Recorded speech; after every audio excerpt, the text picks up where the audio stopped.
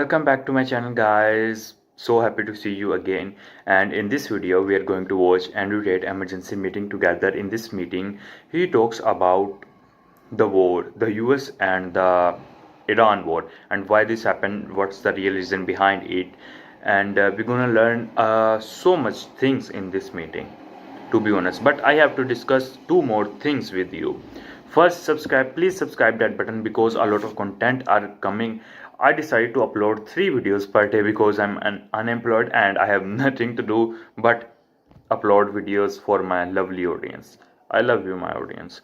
But some of guys are commenting on my previous video to shut the fuck off, don't talk, please, please don't talk. I want to say something to those audience.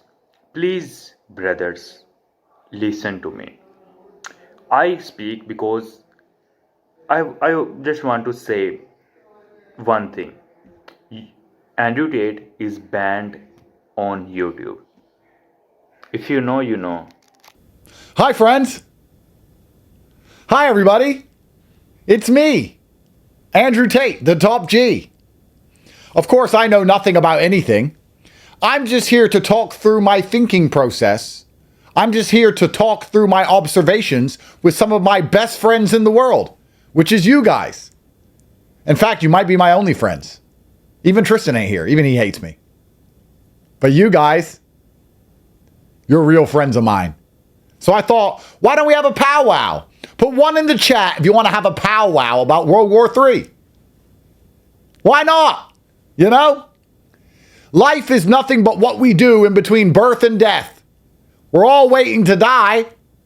May as well have a little chit chat. Got my shisha, got my coffee. Supposedly Dubai's blown up. I mean, we got lots to talk about. Hi, friends. Now, disclaimer before we begin. I'm just a guy. I'm just like you.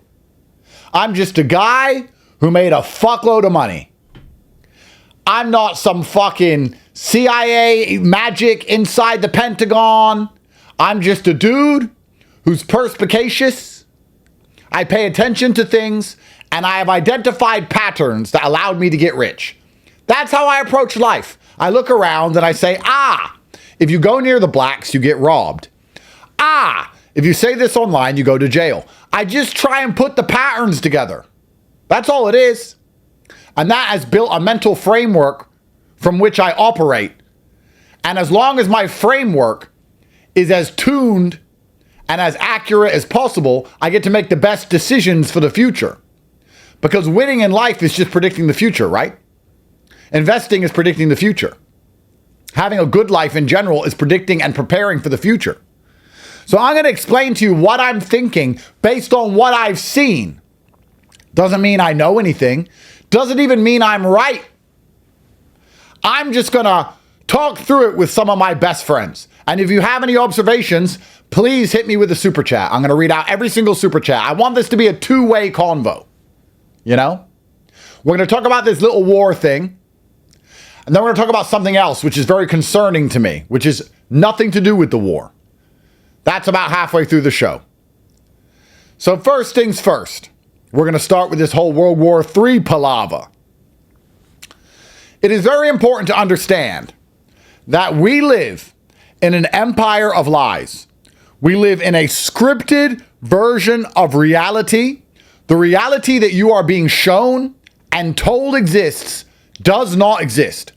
This is the basic framework from which you should operate. You should understand that everything they are telling you is not because they want to educate you. They don't care about you. They want you to pay taxes, shut up, and die. So if they're telling you something, it's because they want you to believe something. They are trying to manipulate you. So the basic framework to operate from is that nobody is telling me the truth because nobody cares about my opinion. You're not Trump. You're not fucking Pete Hegseth. You're not in CENTCOM. You're not in the Pentagon. They're told the truth. And even they don't know the whole story because they don't know Iran's side of the story. Your ass just like me, we're on the outside. So we have to try and work this all out ourselves. And I have come to some rather astute observations in regards to this current skirmish, which I would like to think most of you agree with me on, and that perhaps together, with your help, we can work out why these things are happening and what it really means. So that's what we're going to do. We're going to monitor the situation together. We're going to have a great time. Now, Tristan ain't here, so I have to Mr. Producer all of this myself. But we're going to pull it off. So first things first. They're lying to us about why this war is happening. I think everyone here can agree with that. That the reason they've given us for this war to happen isn't the real reason. There are other reasons. If we can work out what those other reasons are, we will have an informational advantage over all of the people who believe the official story, which puts us in a position where we can make better decisions, better investments, make more money, and safeguard ourselves and our families. Very simple. So we're trying to work out what's really going on. So to do that, it's like doing a puzzle. Remember doing a puzzle as a kid? You remember doing puzzles? Maybe I'm an old man. If you want to be good at puzzles, you start with the corner pieces because they have two flat edges because you know they're guaranteed a corner piece. If you start with the middle pieces, you don't know where in the middle they are. They could be the top left, top right, bottom left, bottom right. You don't know. But with the corner pieces, there's 4 of them, and you know they are the corners. And then you do the edges, and you slowly fill in the picture. So what we're looking for is the 100% guarantees. We're looking for the corner pieces here. So we're going to talk about the guarantees of the conflict that we've observed from the outside. We're going to talk about the guarantees that we know are true, irregardless of what they say to us. 1 second, gentlemen. Mr. Producer. It's been a while, hasn't it? Since we've done some real Mr. Producing. Mr. Producer. Still got all those hoes. Nothing's changed. Never going to change. Right. First things first. Iran is sending missiles at countries. And America, along with their friends, are sending missiles at Iran. That is an objective fact. The first objective fact is missiles are in the air. We can all agree? 1 in the chat if you agree that missiles are in the air. Because if you think that this is all a psyop and the missiles don't even exist, well, then you're on a different level of conspiracy than I. But I think missiles are in the air. So I'm going to write this down as an objective fact.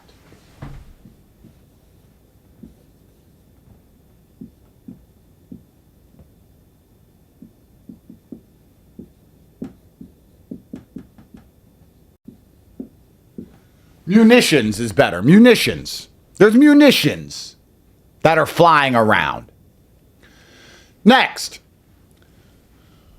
Why do countries use munitions? Because the official story, which is a lie, is that Iran is a country who has decided that their MO is war and terror. This is a country which has decided we're going to be as evil as possible. Like Dr. Evil from Austin Powers. They woke up and goes, you know what? We're going to be as evil as we can. Why? Just for the sake of it. What do you mean? We're going to just be as evil and as mean and as nasty as we can. But why would you do that? No country's MO is being as evil as possible. What this is geopolitical influence. It's spheres of capability. It's different countries on different sides which are trying to gain influence over certain groups of people, land, resource, narratives. That is true. Every country in the world has the same MO, which is prosperity and influence. Every country in the world wants to be rich and it wants to be powerful. No country wakes up and goes, I don't want to be rich and powerful. I want to be mean and evil. That doesn't make any sense. So we have different countries. Munitions are in the air. And every country is trying to be rich and powerful.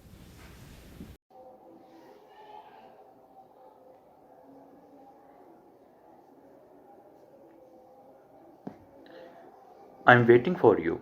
Please skip and go. And please don't request me to don't show face because annotate is banned on YouTube. We can't upload annotate direct speeches on YouTube. So I have to filter it. Please understand my brothers. Please brothers understand if I don't talk. I can't upload direct videos. It's necessary for me and it's not my hobby to speak in front of camera. So you can skip 5 minutes. I also add a timer for you. But some people still saying, I don't know, use your brain, bro. And some of my people, some of my lovely audience also listen to me and never said anything. And they said that some of my lovely audience said that, keep going, bro. You are doing so good. And some of one commented that AI, other people are uploading AI voices, but he put his own efforts in. And the weather is very hot. You can see I'm sweating and that person said that you are you are uploading, you are putting efforts, but you can also put the AI content, but you are showing your face, you are speaking in front of camera, even English is not your mother language, and you are putting efforts to make content. He appreciate me. A lot of guys, I can't say everyone name, but a lot of guys shows so much love. I love my audience. I just love you. And some of new audience who like don't know why I show my face get mad at me and said that get the fuck up, please brother, don't do this. Annotate is banned and skip 5 minutes, just you have hand, skip that minute. And because someone commented me, not everyone wants to see your video, not everyone wants to listen to you, but some people said that I want to listen to you, please speak, because some people wants to listen to you, so I'm making videos for those peoples. Understand, please brother, understand. If you don't like me, please skip and watch and rotate, I request you. But in this meeting, Annotate tells about they are lying to us. Why the war happens, the real reason of the war, they will never tell about it. They never told about the real reason, because if we know the real reason, you know, let not talk about it because may YouTube. Okay, so we are talking about they are lying to us. Let's side the word thing, but if we think deep into this sentence that they are lying to us, you will know that they are lying to us in everything. In everything, the stock market dips or goes up, we don't know about anything. Normal people don't know about anything, and rich people who know inside trading, they are making money. And other things like going to school, going to the college, and all this system, they are all lying to us about everything. Even if we talk about American food, they are all artificial, they are making artificial food. I saw many videos, and according to these videos, they are giving artificial food to the American audience, and one football team rejected to eat American food because they don't believe Americans. And one more thing that I captured last month, that Bill Gates making fake clouds. Like what? Why? Bill Gates are making fake clouds, and they're also funding about fake meat, fake eggs. So all these things, they are lying to us about everything they know. And knowledge is very important. If you know something, if you have knowledge about lot of things, you will make money. And I suggested you, if you grow up and so makes a lot of money, and if you grow up and if you are living in America, make sure you have a farm. A farm where you have chickens, you have all these buffalo cow, whatever, where you want to eat meat. So you can eat fresh meat and be healthy. Enjoy your video, guys.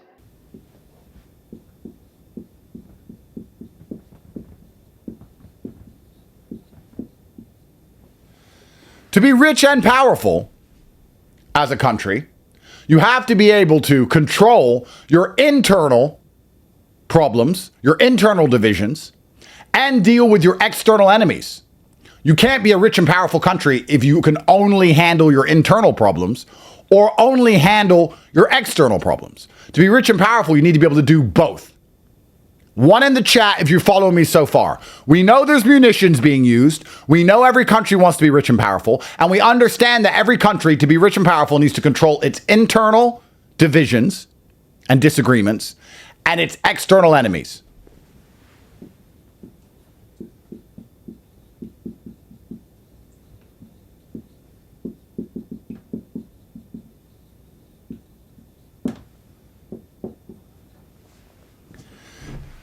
Follow me.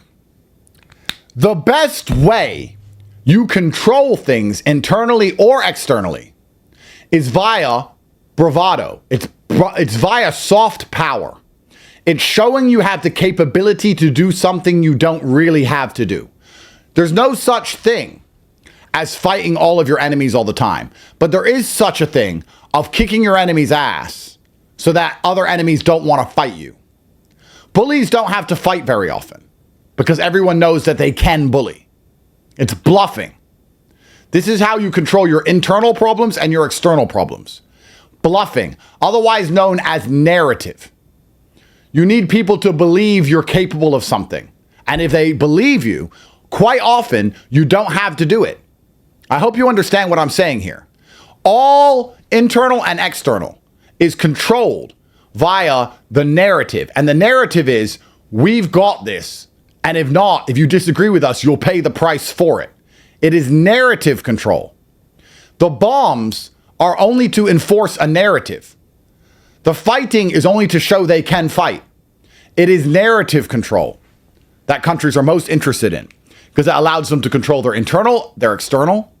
And once they can do that, they can become rich and powerful. So the munitions are primarily a weapon, not to blow up buildings, as crazy as that sounds. They are a weapon to show strength, and they're a weapon that they're going to use to build a narrative, whatever that narrative may be.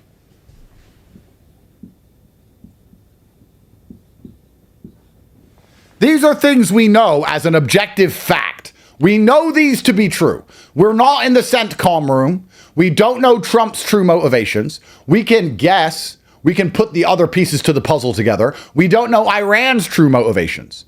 But we can sit and say that munitions are being used. Every country wants to be rich and powerful. They have to control their internal and their external. And everyone's trying to build a narrative here. This is a narrative war.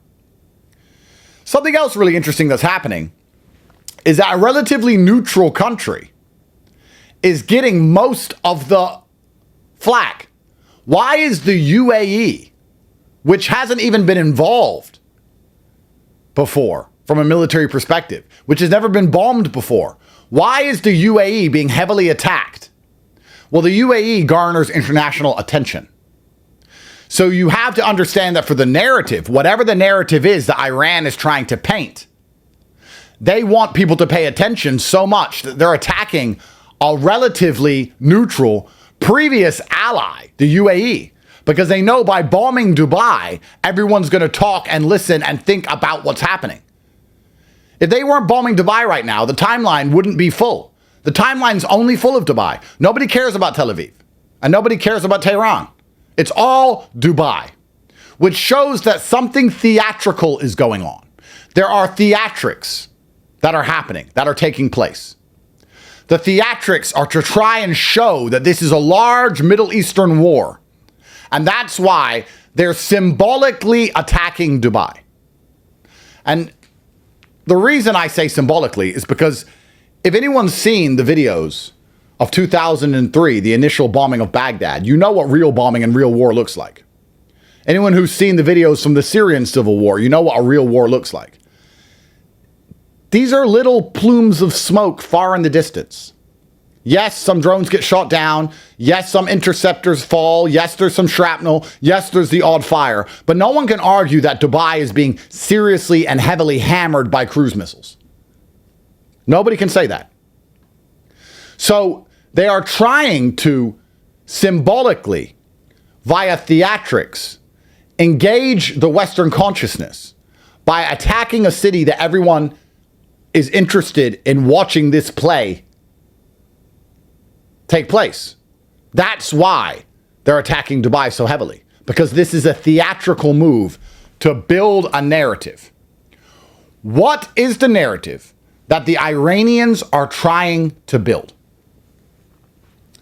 Now, all I can do is guess.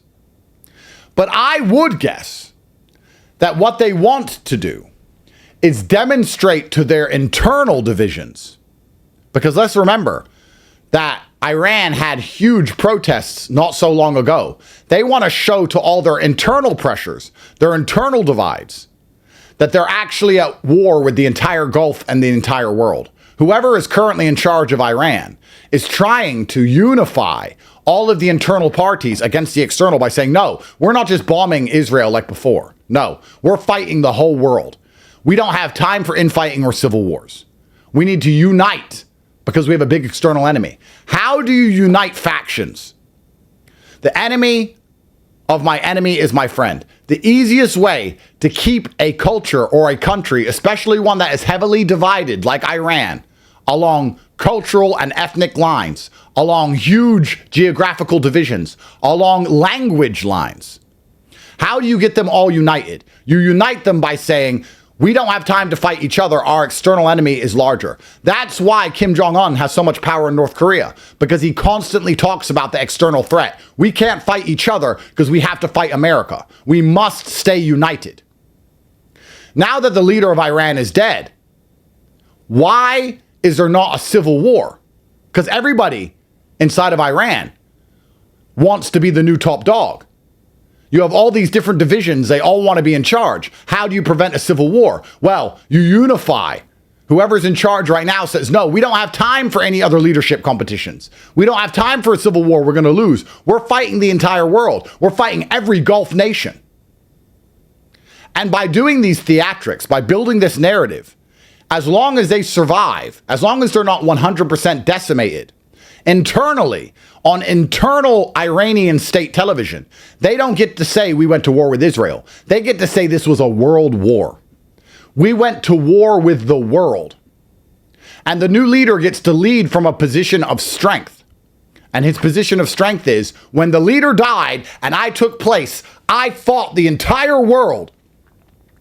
I fought UAE, Oman, Kuwait, Bahrain, Israel, America, everyone. I fought everybody. And here we stand, we're still alive. And he's doing that so that he can lead from a position of strength. Let's analyze as professionals. Gentlemen, and I'm going to read the super chats. Professionals, if they lose this war, or if they get their asses kicked without retaliating, now that the leader is dead, how can the new leader come in and rule the entire country with all of its massive internal divides? How can he prevent other people trying to assassinate him and take his place if he's doing it from a position of weakness? Yeah, we lost the war and everyone kicked our ass and I'm the leader now. I was going to say, then why the fuck are you the leader? I'll be the leader then. But if he fights the entire world and survives and wins like Rocky, he can unify the internal. So maybe the external actions are primarily to build a narrative.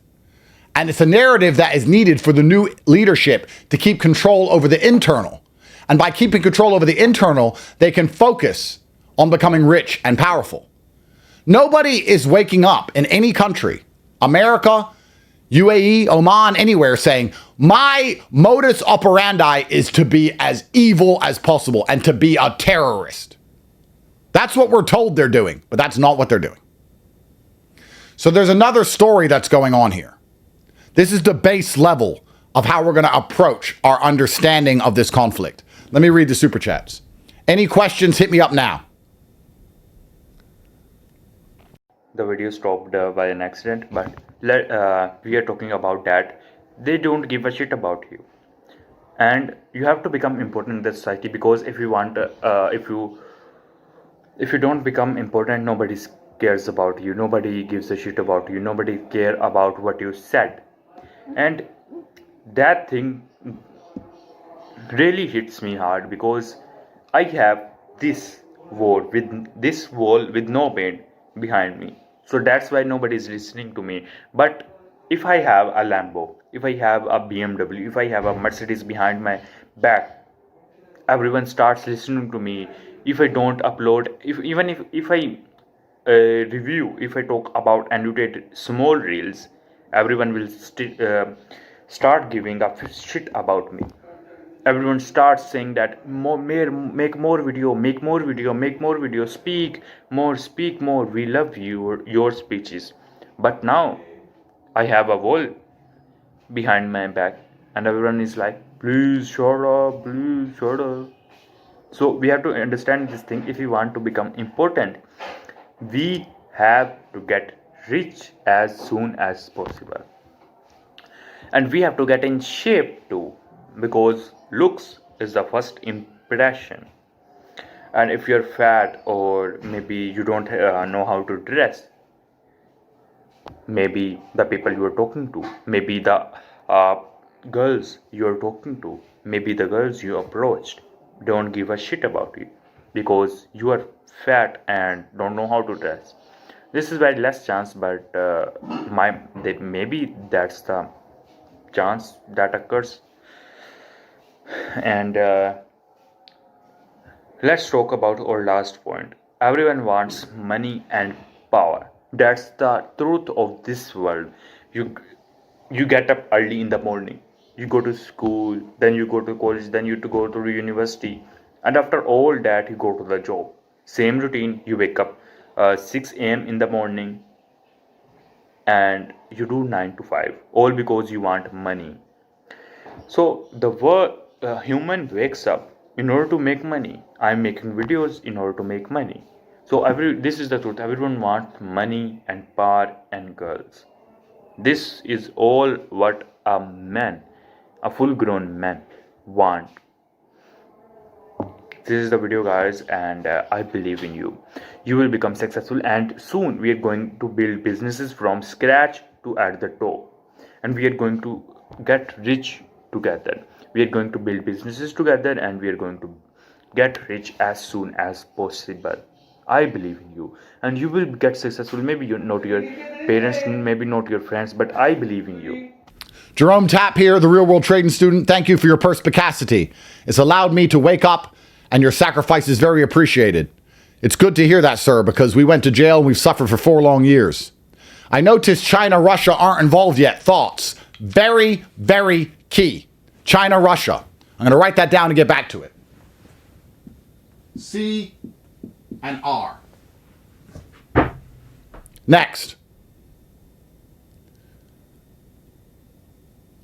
Same one from Jerome Tapp. $50 and up, guys, or we'll be here all day. So what is the narrative that America's trying to build? Because Iran's not the only one trying to build a narrative. Guys, the munitions are just the blunt tool, along with the media, along with the bots on Twitter, because a lot of them are bots. A lot of this is 2 countries trying to build a narrative so they can both come out as winners. America's trying to build a strong narrative also. And to be fair, America's doing something fantastic, narrative-wise, because they are showing to all of the rest of the world that China and Russia aren't going to come save you if you're their ally. There's no point in being an ally to China and Russia, because they're not going to come and help you when the American bombs start falling. That's an important narrative for America to have. When you have these other nations in Africa or South America saying, we don't need to do a trade deal with America. We don't need to pay the tariffs. We'll deal with the Russians. And then people say, look what happens to all of Russia's friends. Russia doesn't come to help when the bombs start falling. That's America's objective narrative-wise. China and Russia aren't even hinting that they're going to come. They're not even pretending. They're not even bluffing. They're like, nope. Russia's too busy in Ukraine. China doesn't want the smoke. Venezuela is gone.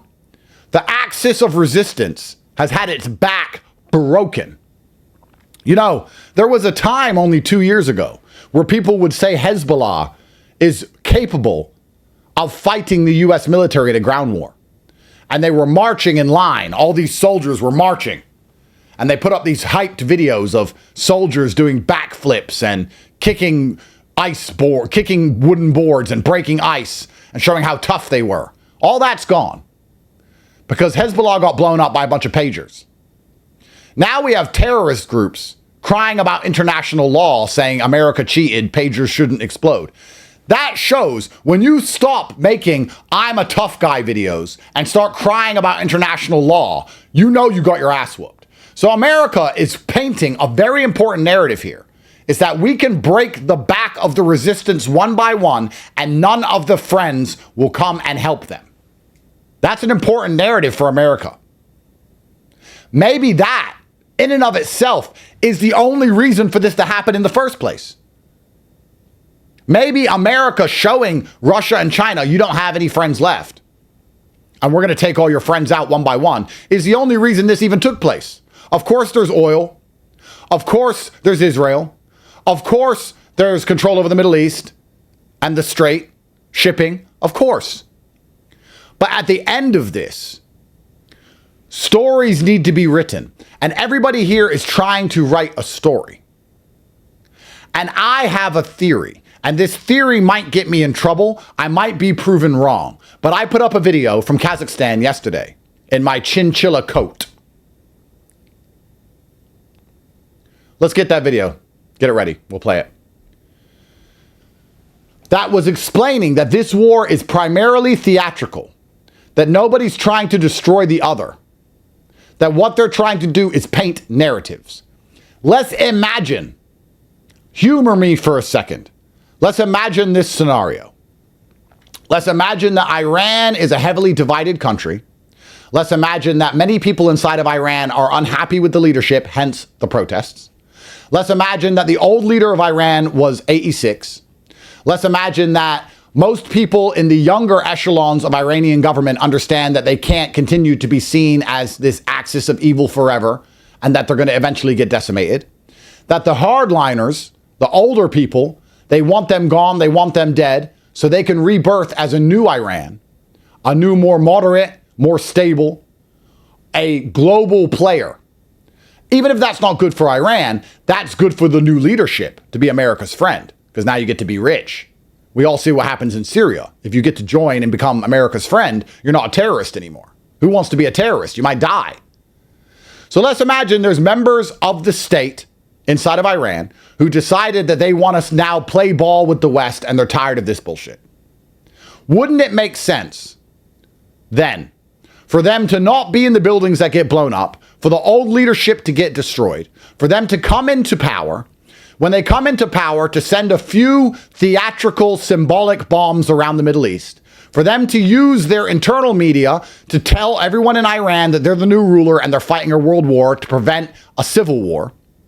Trump gets to say he won. They get to say that we can't be beaten. We fought the entire world and we survived. They both get narratives. They get to speak on the phone afterwards, be friends, make money, open the shipping lanes, sell the oil. All of the problems go away. Everyone's a winner. Everyone gets a winning narrative at the end of it. Dubai has to get hit so the whole world pays attention, but they're going to be hit symbolically with a drone that blows up. I mean, these explosions aren't very big. We all know what a ballistic missile explosion looks like. These explosions are landing and it's like a gas canister. This is the end of the video, and if you want to go, you can go, but my lovely audience is here because we not only talk about motivation, we not only share what annotate, we not only discuss things what annotate said to us, but we also going to discuss one more thing that I'm thinking about a month later or 2 to 3 weeks later. I'm going to start a playlist on my main channel. On my channel that we are going to build business from scratch to at the top. We are going from here to here and we are going to reach together. It's not only me, it's not only you, but we together. we are going to reach. And one more thing, a lot of people who can't afford real world course and who don't have real world course, we will give away to those people, like maybe 2 to 3 giveaway or more. So we are going to give away more and more real world courses, because lot of people skip my talks, skip my speeches, but a lot of people, but some of people listen to my speeches and what I said, my talks, my commentary. And we are going to give real world courses to those who listen to my commentary, my lovely audience. And let's talk about one thing. In previous video we talk about how they are lying to us, and in this video, in this uh, section, we are going to talk about that they don't care about you, nobody's care about you, and nobody is going to save you. If you die, what happened? Maybe your family worried about you, of course. Maybe your friend cried, of course. But nobody is ever going to save you, nobody is coming to save you, nobody is give a shit about you. This is also in one podcast, Christian Tate told that nobody actually gives a shit about you, and you have to get up, you have to do whatever it takes, and it's only on you. You are alone, and nobody gives a shit about you until you are powerful, until you have money, until you are good in shape. That's why nobody gives a shit about you, because you are poor, you are broke. And I'm talking to myself. You are broke, and you have to do anything it takes, anything it takes. You tried this thing, failed. You tried this thing, failed. You tried that thing, win. You have to try again and again until you win, because at the end of the day, if you win, you become important, and people only talks about winners. And these people who are at the top, they really don't care about you. But let's talk